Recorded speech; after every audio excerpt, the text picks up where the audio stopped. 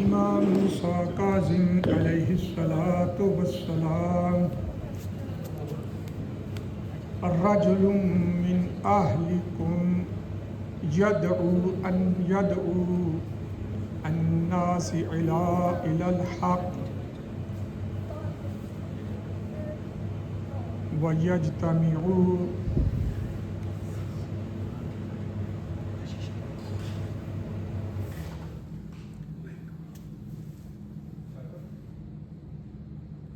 دودھ بیٹی محمد اللہم صلی علی محمد یجتمع معہ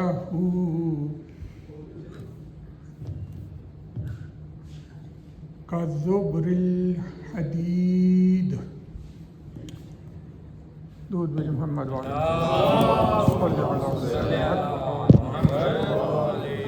جمیع الانبیاء والمرسلین سلام علیکم ورحمۃ اللہ وبرکاتہ۔ علیکم السلام ورحمۃ اللہ وبرکاتہ۔ لاسٹ جمعے اعلان نہیں کیا گیا تھا ٹائم چینج ہونے کا، لیکن چلو وہ ایک عام سی چیز ہے، وہ پتہ چل جاتا ہے، اور الحمدللہ سب کو پتہ ہوتا ہے کہ یہ ٹائم چینج ہونا ہے، اور الحمدللہ یہ آگے یہ گھنٹہ جو ہوا ہے اس کا پہلا جمعہ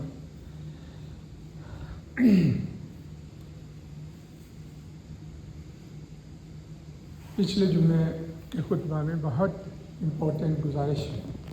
عرض کی تھی، اور اس میں 2 حدیث کا میں نے حوالہ دیا تھا، جو دونوں کی دونوں برادران اہل سنت کی کتب میں سے عرض کی تھی، اور نمبر وائز ان کو بتایا تھا، اور اس کے ساتھ ساتھ 2 آیات کا حوالہ دیا تھا۔ ایک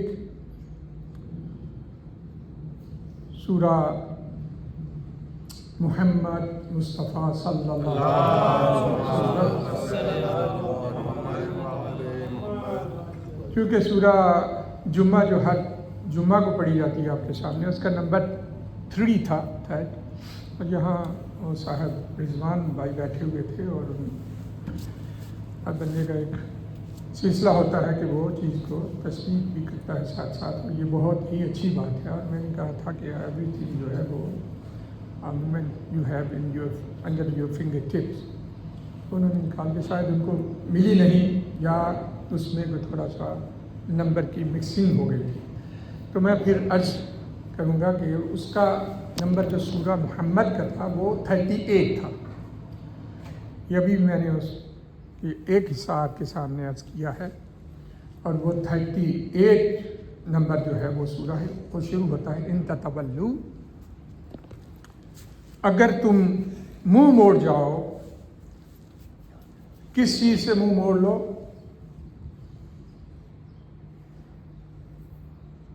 یستبدلوا، تو لوگوں نے جو پیغمبر کے سامنے موجود تھے، انہوں نے پوچھا کہ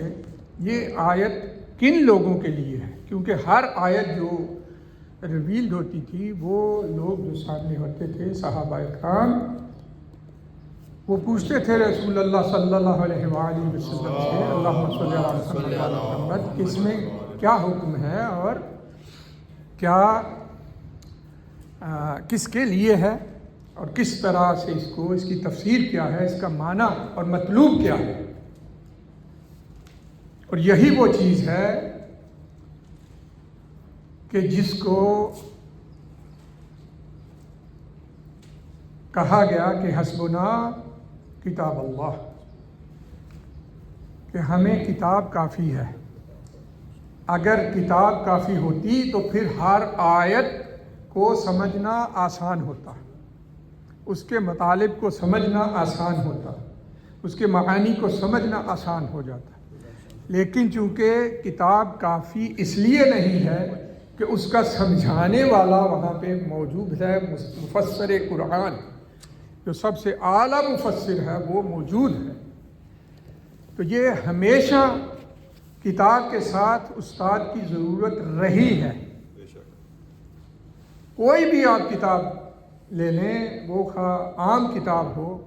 اس کو سمجھنے کے لیے کوئی نہ کوئی استاد ہوتا ہے۔ اگر کتاب صرف کافی ہوتی تو ہر آدمی میرے جیسا جاہل وہ گھر بیٹھ کے کتاب پڑھ کے عالم بن جاتا، اور کسی کو کسی سے سمجھنے کی ضرورت پیش نہ آتی، کتاب لی گھر بیٹھے اور پڑھ لی، نہ کوئی اسکول ہوتا، نہ کوئی یونیورسٹی ہوتی، اور نہ کوئی استاد، نہ ٹیچر، کسی کی پروفیسر، کسی کی ضرورت ہوتی نہیں۔ لیکن یہ خود کتاب بول کے بتاتی ہے کہ مجھ میں جو لکھا ہوا ہے وہ شخص جو اس کو پڑھ کے چاہتا کہ میں اس کو سمجھ لوں، وہ پہلے اس پہ عبور حاصل کرے، اس کو پڑھے، اس کو سمجھے، اور پھر دوسروں کو پڑھائے۔ اور یہ جو کانسیپٹ دیا گیا تھا کہ حسبنا کتاب اللہ، یہ صرف اس بات کی نفی تھی کہ ہم جو سمجھتے ہیں یا سمجھیں گے آئندہ وہی صحیح ہوگا، ہمیں کسی استاد کی ضرورت نہیں ہے۔ درود بر محمد، اللہم صلی علی محمد۔ تو جناب ختمی مرتبت کے بعد ائمہ علیہم الصلاۃ والسلام اور ان کے لیے حکم دیا گیا، یہ قرآن ناطق ہیں اور یہ قرآن صامت ہے۔ جب اس کو تم نہ سمجھ سکو تو پھر رجوع کرو قرآن ناطق کی طرف۔ اور یہاں تک کہہ دیا گیا کہ علی مع القرآن والقرآن مع علی علیہ الصلاۃ والسلام۔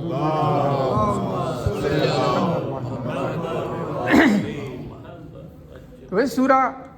نمبر 38 یاد رکھیے گا، جا کے اس کو چیک بھی کر لیجئے گا، سورہ محمد ہے۔ کہ ان تتولوا، اگر ان آتا ہے، ان شرطیہ ہے، یہاں پہ شرط کے ساتھ بات کی گئی ہے کہ اگر آپ تم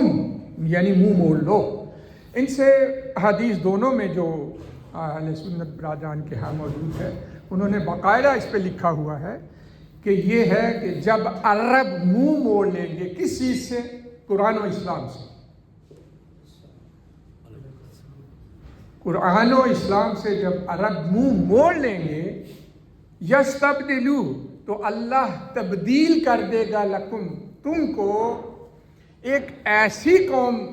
کے ساتھ، لا امثال لکم، جو قوم تم سے مثل میں علیحدہ ہوگی، مثل میں تمہاری طرح نہیں ہوگی۔ لا امثالکم، وہ مثال میں جس طرح سے تم ہو اس طرح نہیں ہوگی۔ یعنی مکمل طور پر یہ بتا دیا گیا کہ جب تم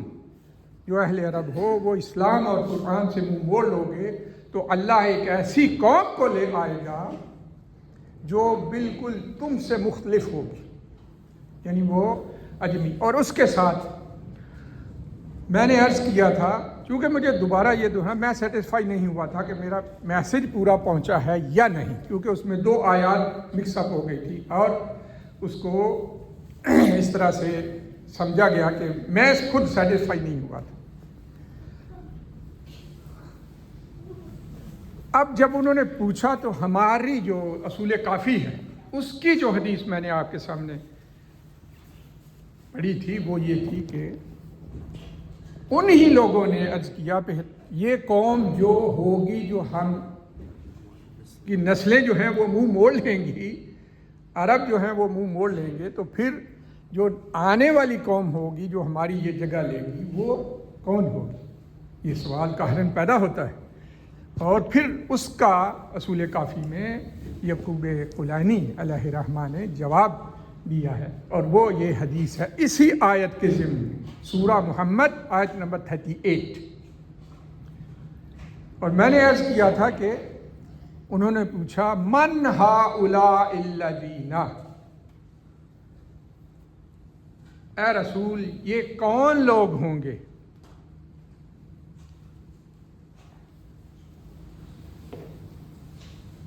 تو اسی احادیث کے اگلے الفاظ ہیں کہ جو حضرت سلمان فارسی تھے وہ پیغمبر کے ساتھ بیٹھے ہوئے تھے ایک سائڈ پہ،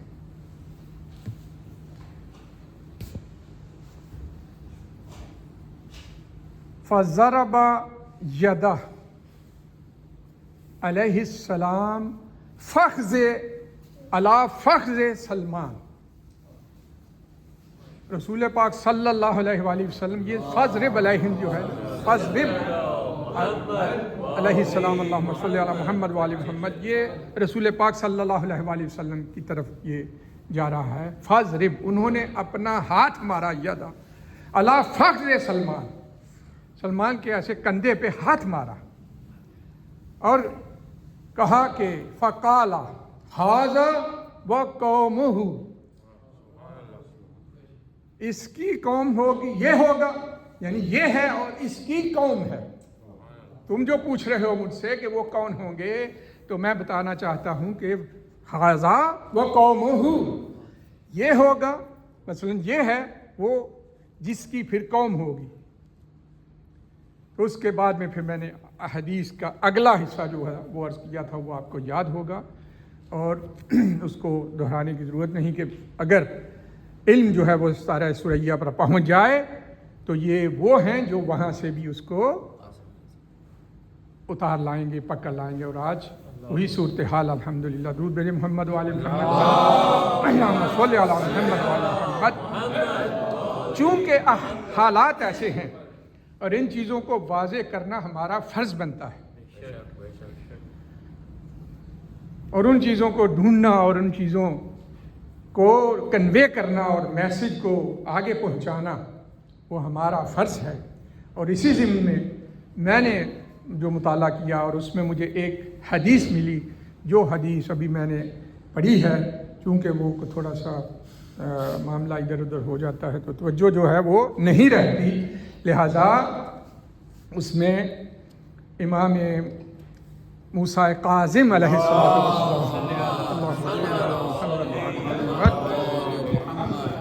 سے احادیث مروی ہے، اور اس کا نمبر میں آپ کو بتا دوں کہ یہ کتاب ہے بحار الانوار، اس کا والیوم نمبر ہے 57 اور حدیث کا نمبر ہے 216 اور وہ والیوم جو 110 ہے بحار الانوار کے، ان میں سے ان کا والیوم نمبر 57 ہے۔ حدیث نمبر جو ہے وہ میں بتا چکا ہوں کہ 216 ہے، تو اس کو آپ دیکھ سکتے ہیں، حوالہ پکا ہے، حتمن ہے، اور فرماتے ہیں امام موسیٰ کاظم علیہ السلام، اللہم صلی علی محمد وعلی محمد، رجل من اہلکم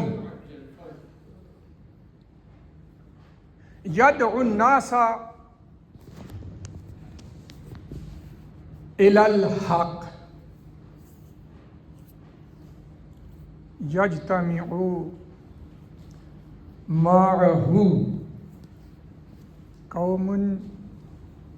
کزبر الحدید،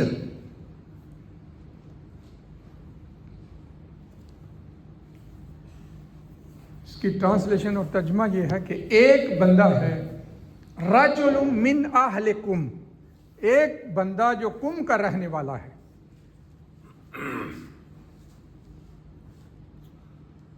one person he lived in Qom,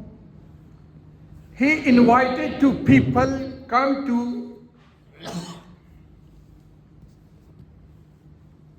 good deed, haq, good school of thought, good thinking, good faith، یعنی ایمان کی طرف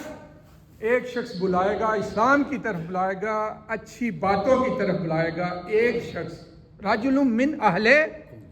قم، وہ قم کا رہنے والا ہوگا، تو وہ یہ نہیں انہی کو بلائے گا، سب کو، پوری ورلڈ کو، اور یجتمع، پھر جمع ہو جائیں گے، معہ، اس کے گرد۔ کون جمع ہوں گے؟ کیسے لوگ ہوں گے؟ قوم جمع جو ہوگی اس کے افراد کیسے ہوں گے؟ ان کی صفت بتائی گئی ہے، کزبر الحدید، وہ ایسے لوگ ہوں گے جو جس طرح کے لوہے کے ٹکڑے ہوتے ہیں ان کا وہ اس طرح سے سخت ہوں گے، یعنی یہ تشبیہ دی گئی ہے آئرن کی طرف، لوہے کی طرف، یعنی وہ ایمان میں اس قدر مضبوط ہوں گے، وہ استقامت میں اس قدر مضبوط ہوں گے، ان کا سکول آف تھاٹ اس قدر سخت اور ایمان میں اور اسلام میں وہ اس قدر مضبوط ہوں گے کہ جو پھر وہ اس شخص کے ارد گرد وہ جمع ہو جائیں گے۔ اور اس میں کوئی شک نہیں کہ آج شاید وہ وہی زمانہ ہو جو پوری دنیا ایک طرف ہے اور وہ اکیلے ایک قوم وہ ساری دنیا کے باطل سے ٹکرا رہی ہے،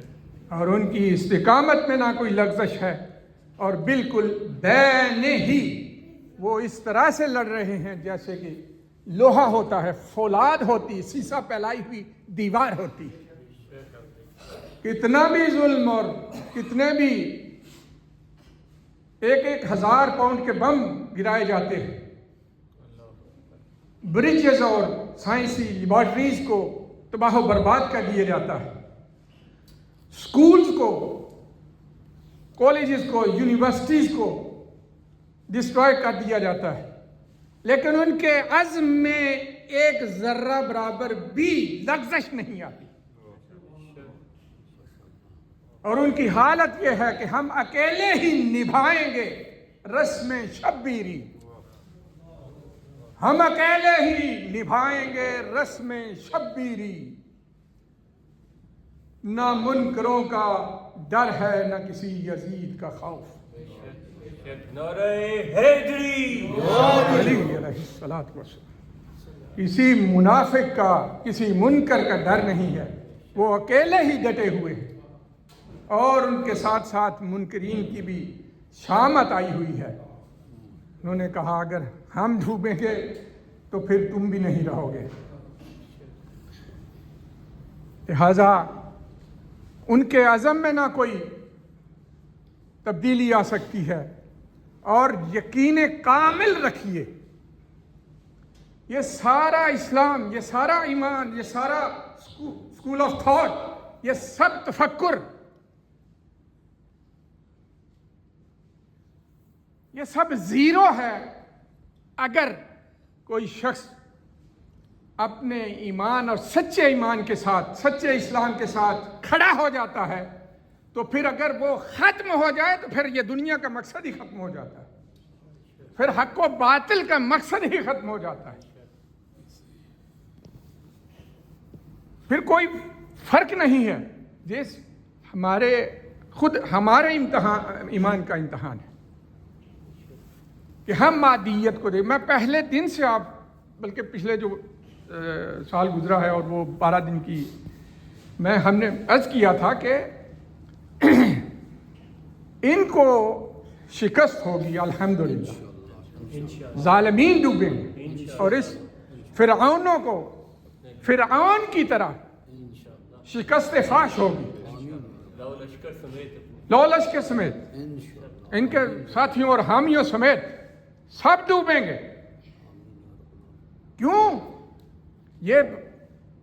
بہت سے کم لوگ ہم جیسے، یعنی ہم میں سے ہوتے ہیں جو ایمان کی اس منزل پر فائز ہوتے ہیں جو گھبراتے نہیں، اور اس قوم کو کون شکست دے گا؟ ہم تو ان کے کسی زیرو پوائنٹ تک بھی نہیں پہنچ سکتے۔ ان کا فیتھ، ان کا ایمان، اور یہ جو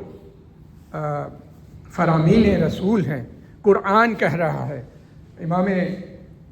کاظم علیہ السلام کی یہ حدیث ہے، اور بہت سی حدیث، اللہم صلی علی محمد وعلی محمد، جو یہ بتا رہی ہیں کہ یہ وہی لوگ ہیں۔ اور دنیا کے جب سے بنی ہے، آپ دیکھ لیں کہ جب بھی کوئی استعمار ختم ہوا ہے، تباہ و برباد ہوا ہے، وہ کمزوروں کے ہاتھوں سے ہوا ہے، لیکن شرط اس میں یہ ہے کہ کمزور استقامت دکھائے، ڈٹ جائے، صبر اور حوصلے سے راہ خدا میں ڈٹ جائے۔ حابیل و قابیل سے لے کر بدر و احد، خندق و خیبر، اور اس کے بعد جو خندق و خیبر کو سمجھنا چاہتا ہے وہ کربلا کو سمجھے، اور کربلا کو سمجھ کر جب وہ اس استقامت پر پہنچے گا تو پھر اس کو سمجھ آئے گی کہ ہاں بڑے بڑے لشکر جن کے پاس جنگی ساز و سامان بیش بہا موجود تھا، وہ سب کا سب غرق ہو گیا، تباہ و برباد ہو گیا۔ رہا تو حق کا بول بالا ہوا، باطل کا منہ کالا ہوا، حق کا بول بالا ہوا۔ ہمیشہ سے یہ اصول قدرت ہے، اور جتنے بھی استعمار ڈوبے ہیں اس سے پہلے، اس استعمار سے پہلے ایک اور استعمار تھا جس کا سورج سیکنڈ ورلڈ وار میں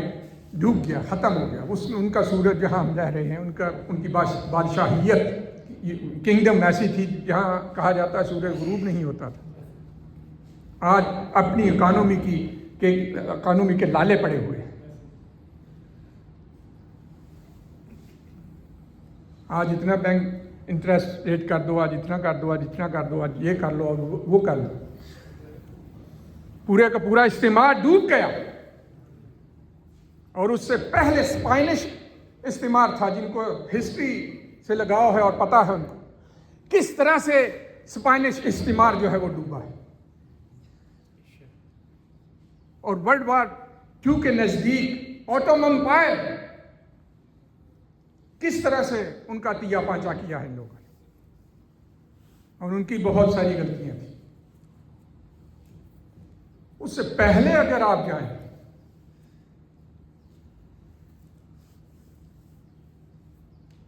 تو اصلی فرعون، وہ تو بہت سے فرعون ہیں، جو ایک فرعون جس کا ذکر ملتا ہے، اس کا مقابلہ کیا ہے جناب موسیٰ علیہ السلام اور ان کے سگے بھائی جناب ہارون علیہ السلام۔ جناب موسیٰ علیہ السلام کے پاس کیا تھا؟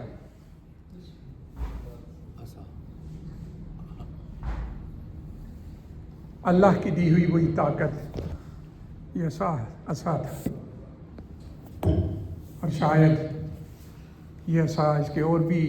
توجیہ ہیں اور روایتیں موجود ہیں کہ آج بھی جمعہ والا مولوی اپنے ہاتھ میں پکڑ کے رکھتا ہے۔ بہت سے علماء نے اور توجیہیں کی ہیں، میں وہ تو نہیں کرنا چاہتا، اور نہ وہ تھوڑا لمبا بھی رکھتے ہیں تاکہ ہر ایک تک پہنچ جائے۔ اور آج ہم جب کم میں تھے تو اگر رفسنجانی جمعہ پڑھایا کرتے تھے تو وہ ہاتھ میں کلاشنکوف رکھتے تھے۔ آگا خود خامنائی کروٹ جنت نصیب فرمائے اور ان کے درجات بلند فرمائے، وہ بھی ہاتھ میں وہ کلاشنکوف ہوتی تھی ان کی۔ یعنی جو زمانہ بدلا اور ترقی کیا، وہ پھر چیزیں بھی بدلتی گئیں اور ان کو وہاں الاؤ بھی ہے۔ بہرحال ان کے پاس وہ عصا تھا، اور اس عصا کی بھی ایک لمبی تاریخ ہے، کہاں سے آیا، کہاں سے وہ درخت تھا۔ وہ اسی طرح ہے جیسے دمبا آیا تھا، وہ جہاں سے دمبا آیا تھا وہاں سے وہ عصا آیا تھا۔ وہ بھی معجزے رکھتا تھا اور یہ بھی، اور یہ اللہ کا دیا ہوا وہ معجزہ تھا کہ جس میں سب سے پہلے جو کئی سو کی تعداد میں وہ ساحر جو فرعون نے دربار میں بلا کر کہا کہ آؤ ان کا مقابلہ کرو، تو انہوں نے رسیاں پھینکی تو جو سانپ نظر آتے تھے وہ سانپ بن گئے۔ قرآن پاک نے اس کو اوائڈ نہیں کیا، سمجھیے گا، قرآن اس چیز کو اوائڈ کر سکتا تھا۔ قرآن نے خود کہا کہ یہ ساحر ہے، ساحر، یہ میجیشن تھے اور میجک انہوں نے کیا۔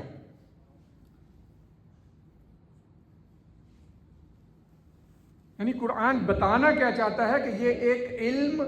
مستقل ایک علم ہے، اور اس سے یہ چیزیں، یہ کام لیا جا سکتا ہے، لوگوں کو گمراہ کیا جا سکتا ہے۔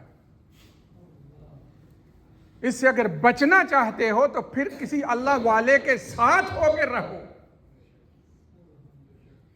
اور جب سانپ بن جائیں رسیاں یا کوئی سانپ کسی کے پاس آ جائے تو وہ خود ہو بھی اللہ والے کے ساتھ تو پھر بھی اطمینان نہ ہو، روئے اور چیخے اور چلائے، تو یہ سمجھ جانا چاہیے کہ وہ سانپ اس کا امتحان لینے کے لیے آیا ہے کہ تو کسی اللہ والے کے ساتھ ہوتے ہوئے بھی گھبرا رہا ہے، جبکہ وہ واقعہ کئی سال پہلے گزر چکا ہے کہ سانپ جو ہیں وہ جب اللہ والے کے ساتھ ہوں تو پھر گھبرایا نہیں کرتے۔ ہاں لا تخف وہاں لفظ جناب موسیٰ علیہ السلام کے لیے استعمال ضرور ہوا ہے، لیکن علماء نے اور مفسرین نے یہ کہا کہ جناب موسیٰ علیہ السلام وہ سانپ کے لیے نہیں ڈر رہے تھے کہ یہ رسیاں جو ہیں، وہ اس بات سے گھبرا رہے تھے کہ میری قوم جو ہے وہ نہ بہک جائے۔ سانپ کو دیکھ کر کتنا بھی کوئی پختہ ایمان رکھتا ہو اور اللہ والے کے ساتھ ہو وہ بہک جاتا ہے۔